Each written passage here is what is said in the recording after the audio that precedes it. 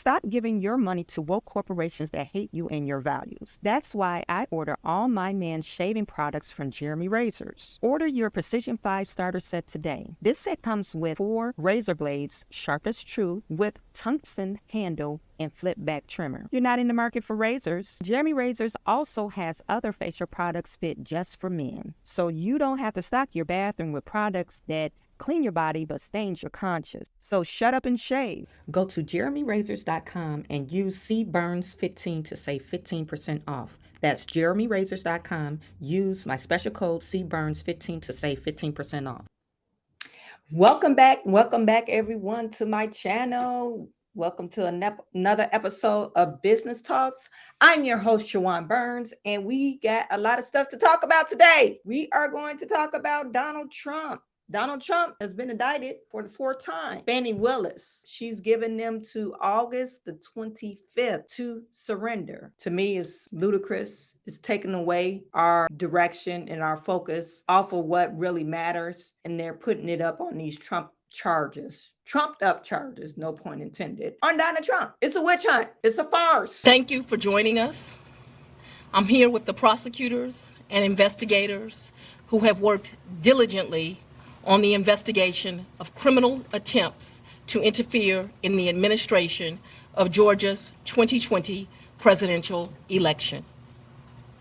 Today, based on information developed by that investigation, a Fulton County grand jury returned a true bill of indictment, charging 19 individuals with violations of Georgia law arising from a criminal conspiracy to overturn the results of the 2020 presidential election in this state. The indictment includes 41 felony counts and is 97 pages long. The indictment brings felony charges against Donald John Trump, Rudolph William Louis Giuliani, John Charles Eastman, Mark Randall Meadows, John Cheeseborough, Jeffrey Clark, Jenna Lynn Ellis, Ray Stallings Smith III, Robert David Cheeley, Michael A. Roman, David James Schaefer, Sean Micah Tresher Steele, Stephen Cliffgard Lee, Harrison William Prescott Floyd, Travion C. Cootie, Sydney Catherine Powell, Kathleen Austin Latham, Scott Graham Hall, and Misty Hampton, also known as Emily Misty Hayes. Every individual charged in the indictment is charged with 1 count of violating Georgia's Racketeer, Influenced, and Corrupt Organizations Act through participation. You hear that? Every person that she named was charged with a RICO charge. A RICO charge is really never given to a person unless you're like a mob boss, you're a gang leader. So they're trying to say Donald Trump, I guess he's a mob boss now. This flagrant or frivolous charge is so unreal to me that they brought this RICO charge. And I do have the actual docket or the document of these charges and everybody that's indicted on this charges. So we'll go through it. But RICO, for real, it's like that's just unheard of for someone to be charged for a RICO charge because you said that he lied to the public. That's what you're telling us. He lied to the public. He went on the news and lied and said he won the election. And he prepared, and we're going to read it. It said something in there. Oh, he prepared a statement like he won. What don't in every election, people prepare a statement like they're going to win. To me, it's very ludicrous. And I hate to use the word like we're like in a third world country somewhere. Like they're just, hey, this is my political opponent and we're going to bring all these charges against this one man because we don't, and the people that likes him, we're going to bring charges up against him. In a criminal enterprise in Fulton County, Georgia, and elsewhere to accomplish the illegal goal of allowing Donald J. Trump to seize the presidential term of office beginning on January 20th, 21. Specifically, the participants in association took various actions in Georgia and elsewhere to block the counting of the votes of the presidential electors who were certified as the winners of Georgia's 2020 general election. As you examine the indictment, you will see acts that are identified as overt acts and those that are identified as predicate acts, sometimes called acts of racketeering activity. Overt acts are not necessarily crimes under Georgia law in isolation, but are alleged to be acts taken in furtherance of the conspiracy. Many occurred in Georgia, and some occurred in other jurisdictions and are included because the grand jury believes they were part of the illegal effort to overturn the results of Georgia's 2020 presidential election. The acts identified as predicate acts or acts of racketeering activity are crimes that are alleged to have been committed in furtherance of the criminal enterprise. Acts of racketeering activity are also charged as separate counts in the indictment against those who are alleged to have committed them. All elections in our nation are administered by these states, which are given the responsibility of ensuring a fair process and an accurate counting of the votes. That includes elections for presidential electors, Congress, state officials, and local offices. The state's role in this process is essential to the functioning of our democracy. Georgia, like every state, has laws that allow those who believe that results of an election are wrong, whether because of intentional wrongdoing or unintentional error, to challenge those results in our state courts. The indictment alleges that rather than abide by Georgia's legal process for election challenges, the defendants engaged in a criminal racketeering enterprise to overturn Georgia's presidential election result. Subsequent to the indictment, as is the normal process in Georgia law, the grand jury issued arrest warrants for those who are charged. I am giving the defendants the opportunity to voluntarily surrender no later than noon on Friday, the 25th day of August, 2023. I remind everyone here that an indictment is only a series of allegations based on a grand jury's determination of probable cause to support the charges. It is now the duty of my office to prove these charges in the indictment beyond a reasonable doubt at trial. One thing I gotta say about this lady and all the other charges that's been brought up against Donald Trump. Not only this particular case, but there's several other cases. There's one in New York, there's one in Florida, and there's one also New York, Florida, DC, but that was the January 6th election. And then this particular one. And it seems to me that everyone that is surrounded around this case, they tend to be African American, if that's the word, or Black, if you want to say that. And I don't know if this is, hey, is this a statement? Oh, we're going to use all our Black people that's in the legal system to prosecute Donald Trump. Now, we could say Jack Smith is the DA in Florida, and he's a white guy. So we could say, okay, maybe he's an anomaly. But why are we like Fani Willis and Alvin Bragg? Why are you making a name for yourself? Like, is this your name? Like, is this what you're going to do for yourself? Like, are you trying to ruin your career because of this one charge? And frivolous charges. Like, these charges are so outrageous that no one will actually convict this person of doing it. It doesn't matter if it had Donald J. Trump on the name or the docket or not. The charges are so frivolous that it doesn't make any sense for them to charge him with these type of crimes. And reason why I'm saying that is, let me just show you this document. This is the actual charge, what they filed with the court, okay? And it's talking about the state of Georgia. Of course, they got all the defendants' name, and then they list in the right-hand column all of the different charges. And if you look at Donald Trump's name, he's on all of them. The one through 19 is like every other one, but 27 through 38 basically he's on all of them. And so let's get back to this first charge. We're talking about the RICO Act.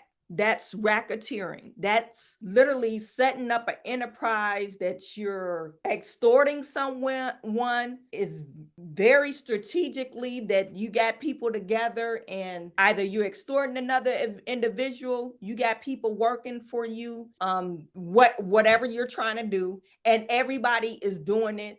Either you paying them. What is there to gain for falsifying the election? That's what I don't understand. Okay, I am a forever Trumper. I want Donald Trump to win. So I'm going to commit fraud. I'm going to commit fraud and not receive anything for committing fraud, or I'm just showing my loyalty to Trump. I just don't understand where they're getting these charges from. And then they said perjury. That's actually 41 is perjury. Did they charge him with perjury? No, they didn't charge him with perjury. But you, in the continuously in this document, you said he made false statements. So why didn't you charge him with perjury?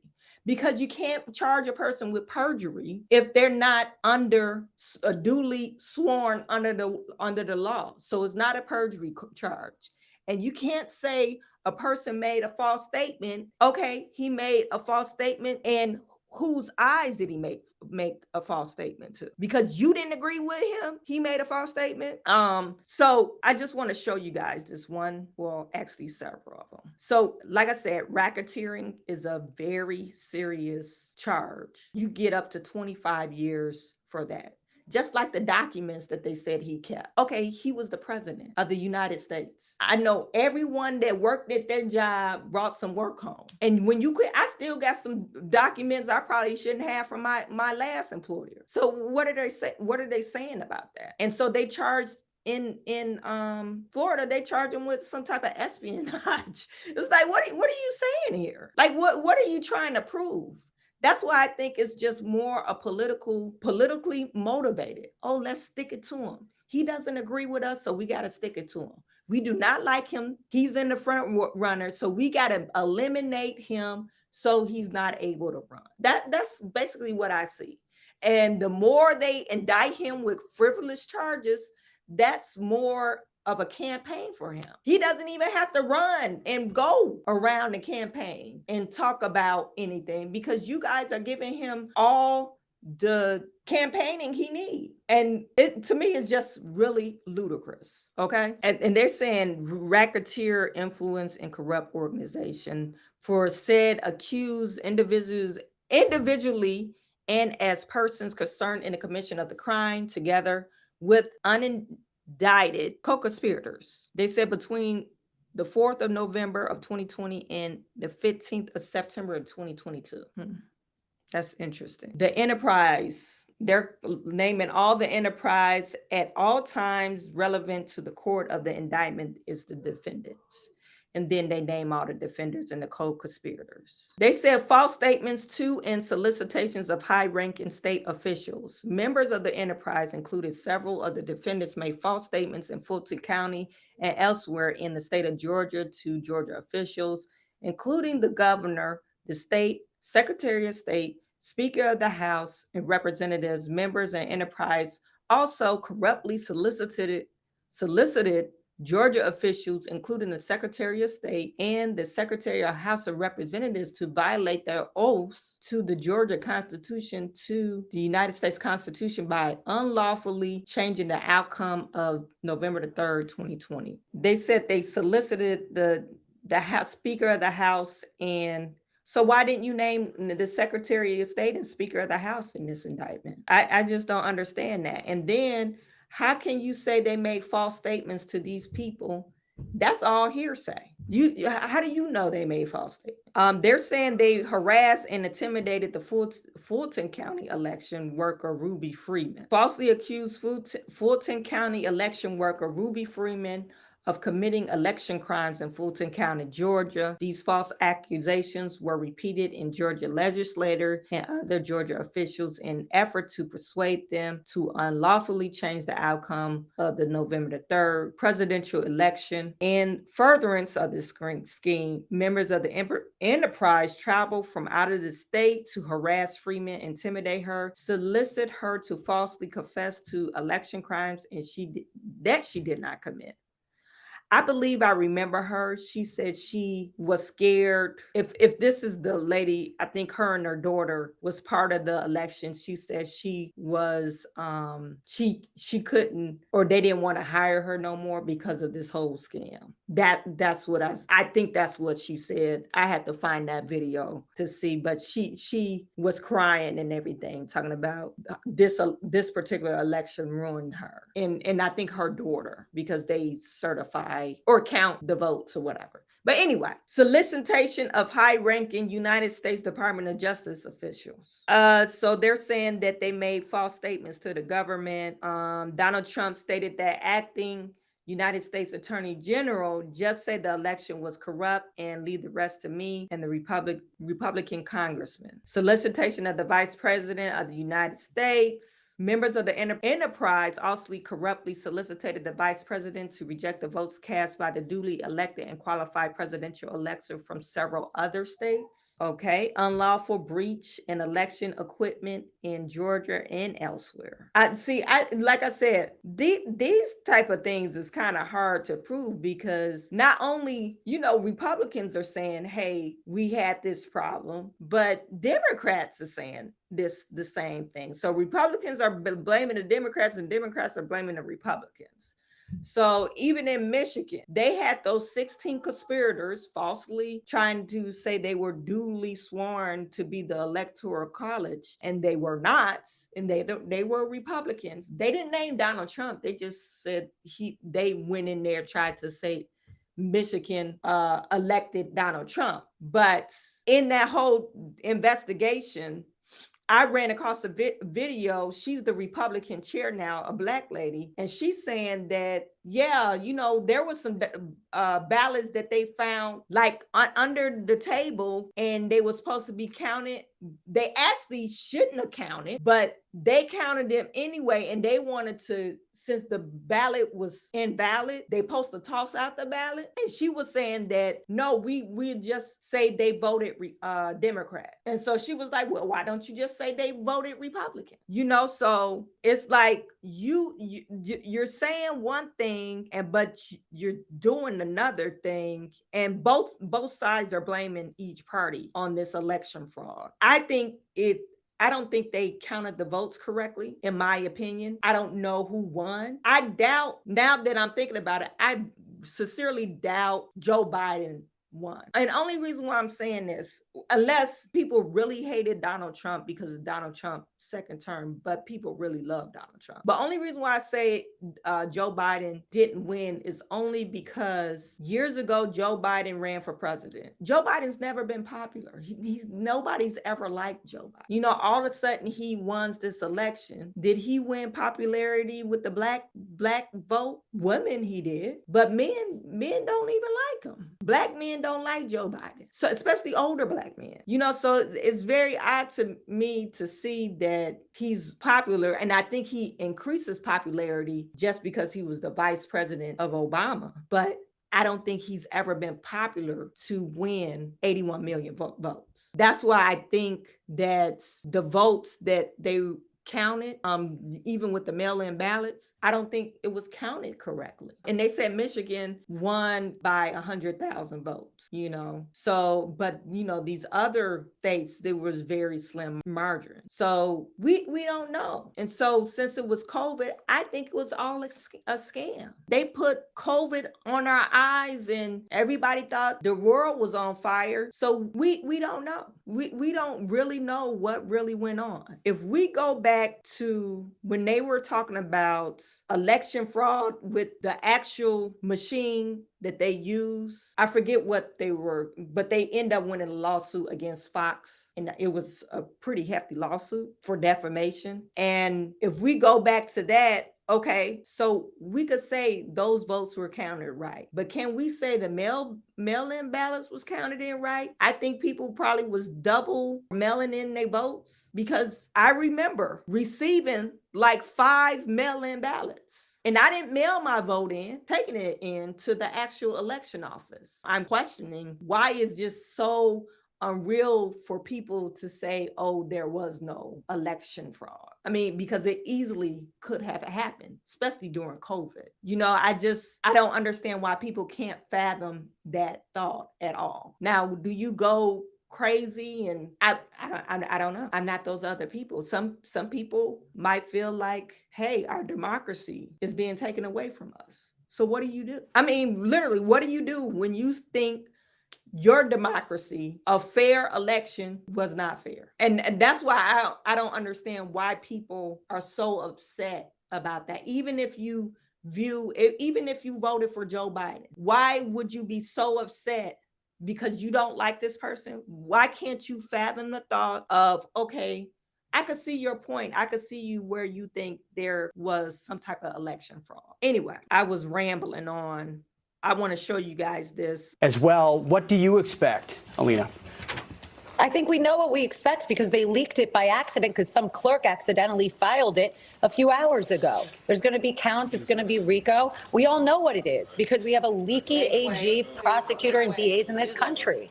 This is ridiculous. So the cameras are even watching this right now, frankly. I mean, it's unprofessional, it's unethical, and it's un-American. It is unprecedented. We don't often get behind the scenes camera footage of the process inside a court. It makes it feel like it's almost part of the show. It is part of the show. This is a show. It's a political show. Fani, I can do TV too. It is not okay what you are doing. This is unacceptable. The fact that we have cameras and press sitting there, but I have not seen the indictment as his general counsel for Save America. I have no indictment yet in front of me. How is that possible, and how is that okay? Excuse us. When do you expect to see one? Will you find out when the rest of us do? You know when I'll see it? When the New York Times or you guys send it to me. That's when I'll see it, because that's the way our country is operating these days. It's just a despicable situation. It really is. I have no words at this point. I have no words. This is the 4th indictment in months. It's political. It's election interference. And it is obvious. And if you're not awake yet, I don't really know what it's going to take for you. I really don't.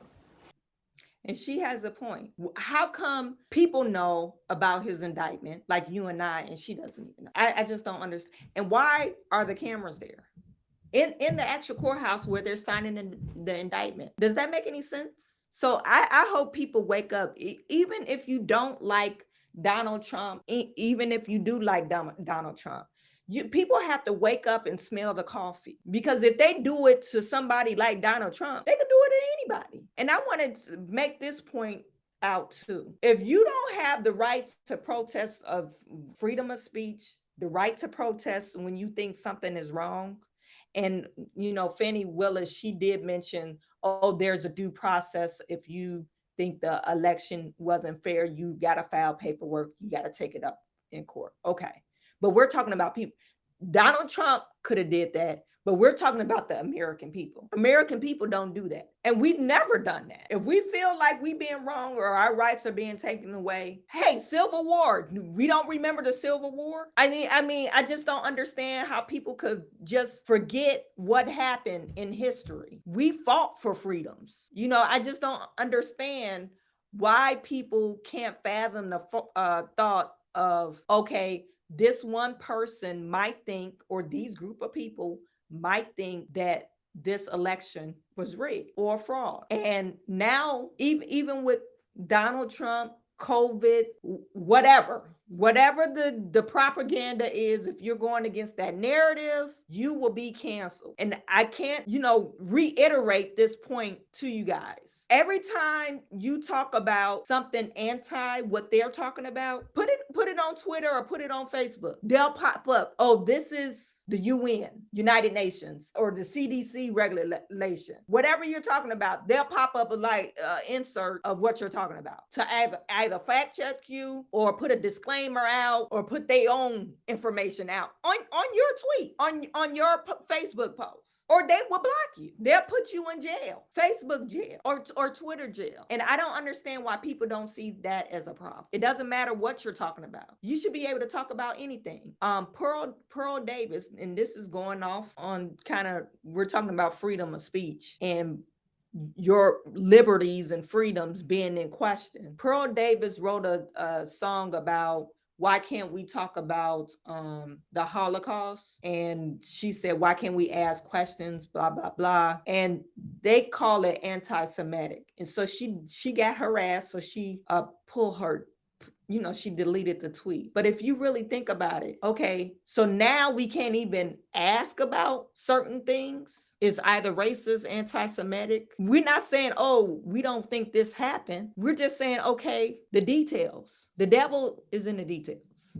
So I don't understand, how did we get here? How did America, the home of the free, land of the brave, get to this point where we're going to indict one political opponent, the front runner, 4 times within the span of 3-4 months? You guys don't see the problem in that? We can't question. If it goes against the grain, we can't question it. If it goes against the narrative, you can't question it. And that's a problem. That's a serious problem. Because the next time you get an opponent that you think, we're talking about censorship, you think that they should win or they should have a platform to speak of whatever their mind is, even on these private platforms, you get censored. And to me, it's just ridiculous. They're saying that they leaked the indictment before the jury even voted. Because I believe, and let me backtrack, they knew they was going to indict him because it's not a jury of his peers. I mean, if it's in Georgia or somewhere, Atlanta, it's not going to be a jury of his peers. They're like 90%, probably 90% Biden. The people that showed up, they have on here,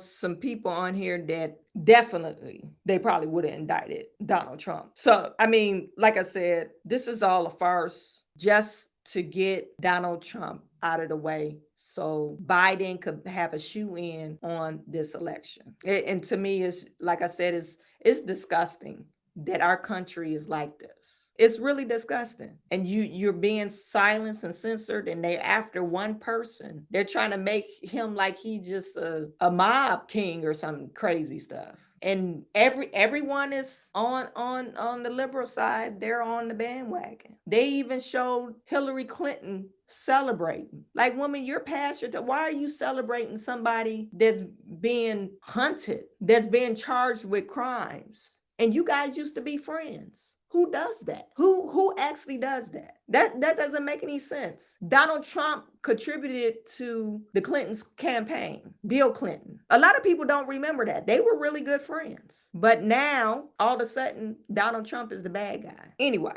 I think I've